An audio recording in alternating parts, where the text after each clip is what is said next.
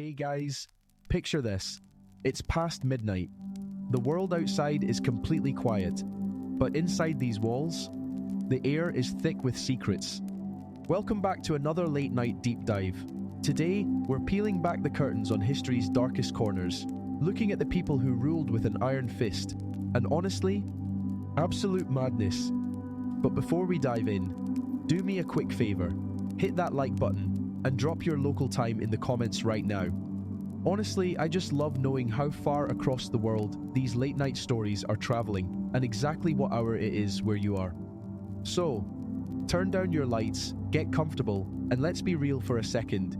History isn't always written by the good guys. Here's what really happened. Thick mist hangs over the jungles of Madagascar, while the soft beat of drums echoes from the distant hills. Morning sunlight filters through dense trees filled with orchids, towering ferns, and strange birds whose cries sound almost human in the heavy air. Red mud roads wind through villages of wooden houses with steep thatched roofs, where light smoke rises from cooking fires and children carry clay pots toward nearby streams. At first glance, this island looks incredibly beautiful. Then, you start to hear the stories. Here, the whispers are everywhere. Villagers lower their voices when they say certain names, glancing toward the royal roads as if fear itself is listening nearby.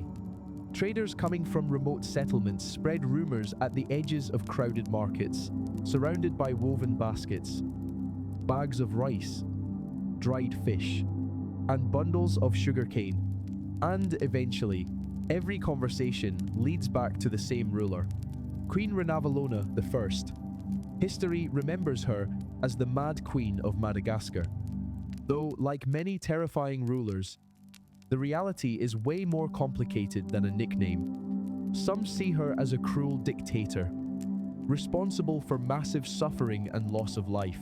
Others argue that she fiercely protected her kingdom from foreign takeover.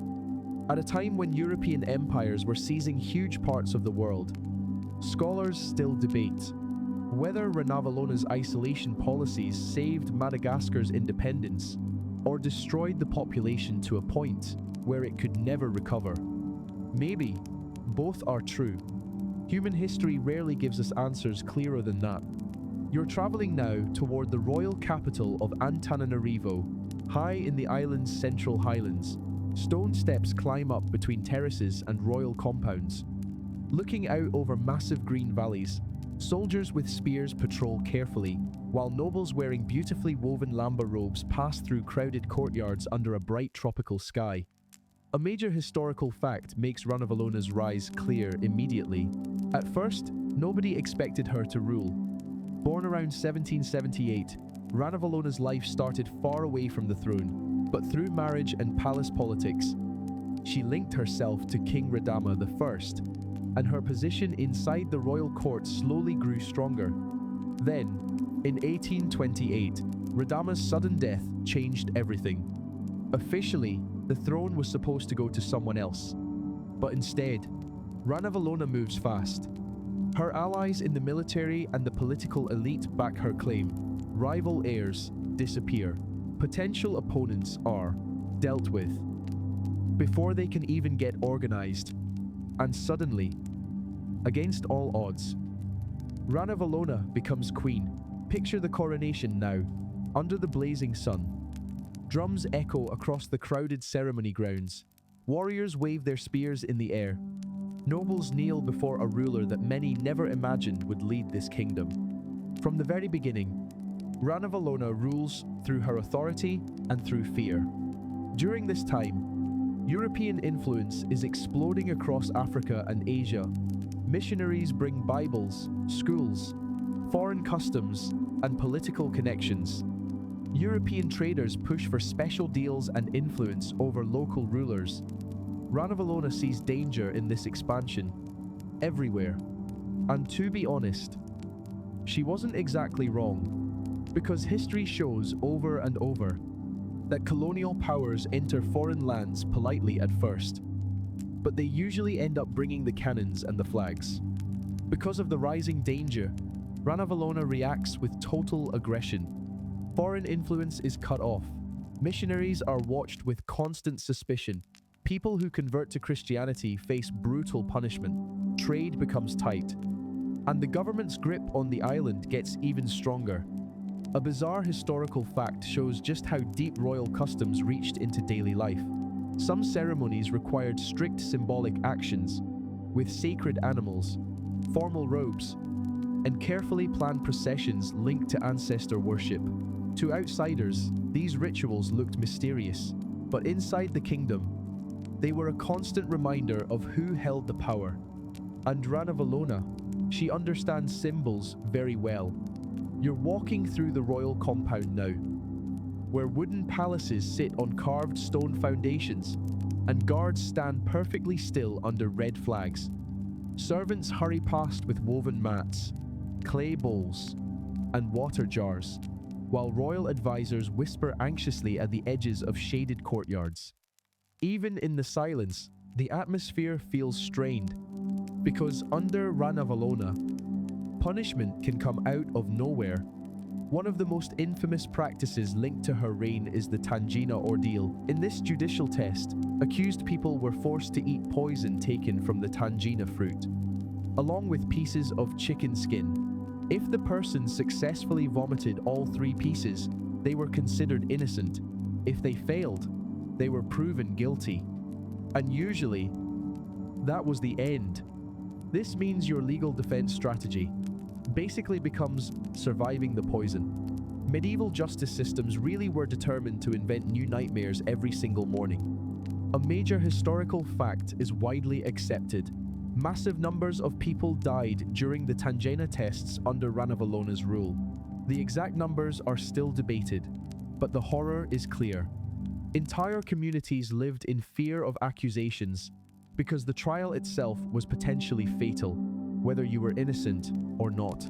Picture the villagers gathered under a sky heavy with clouds, watching nervously as royal officials prepare a poison mixture in carved wooden bowls. Families wait in silence nearby. Chickens scratch at the dirt. Somewhere in the distance, there's the low beat of a drum, and life just carries on in the middle of the terror. Over time, fear becomes normal. A normal fear. It changes entire societies. Ranavalona also started massive building and military projects, using thousands of her subjects for forced labor, roads, fortresses, royal buildings. The demands for physical work were devastating, especially in that brutal terrain and tropical heat. According to some estimates, the population of Madagascar dropped massively during her reign due to executions, forced labor, famine, disease, and isolation. Historians argue over the exact numbers, but the suffering, it was everywhere. But, despite the cruelty, Ranavalona kept her independence. Throughout her reign, European powers struggled to get a direct grip on Madagascar. Missionaries who were kicked out wrote about her with pure outrage and fear. European newspapers painted her like a villain from a gothic horror story. And maybe that image served imperial interests too, because independent rulers who resist European influence, they're rarely painted as the good guys in colonial history books. But resistance alone doesn't erase the cruelty.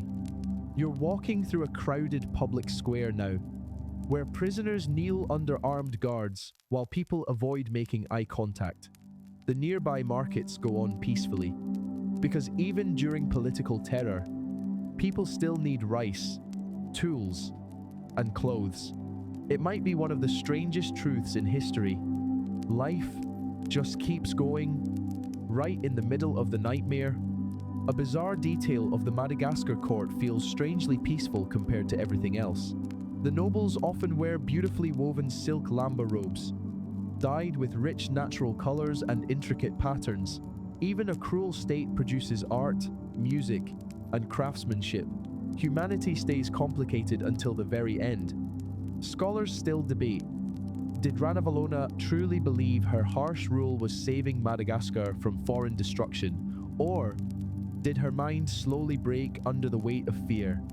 The isolation gets deeper, the suspicion grows, the punishments get even more intense.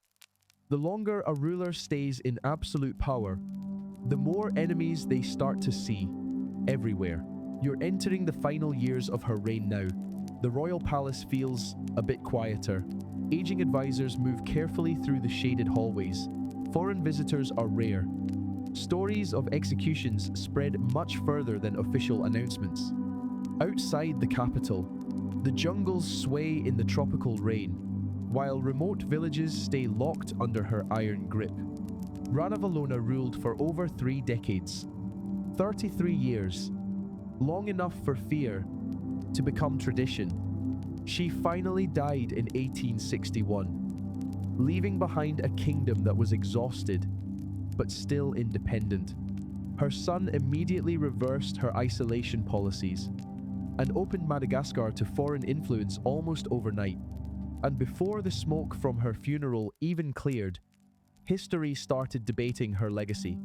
Tyrant, protector, monster, patriot, maybe she was all of them at once. You're leaving the island now, through the warm rain and distant thunder, while waves crash against the rocky shores of Madagascar. But somewhere else, in another royal court, silk curtains are swaying around a woman who is smiling softly while her rivals disappear. One by one, Empress Dowager Cixi is waiting. And just like that, another shadow from the past fades into the dark. But here's the thing. The worst monsters in history, they slept perfectly fine at night, while the rest of the world trembled. Makes you think, doesn't it? Anyway, that's enough heavy thinking for tonight. The sun is still hours away, and it's time to let your mind finally rest.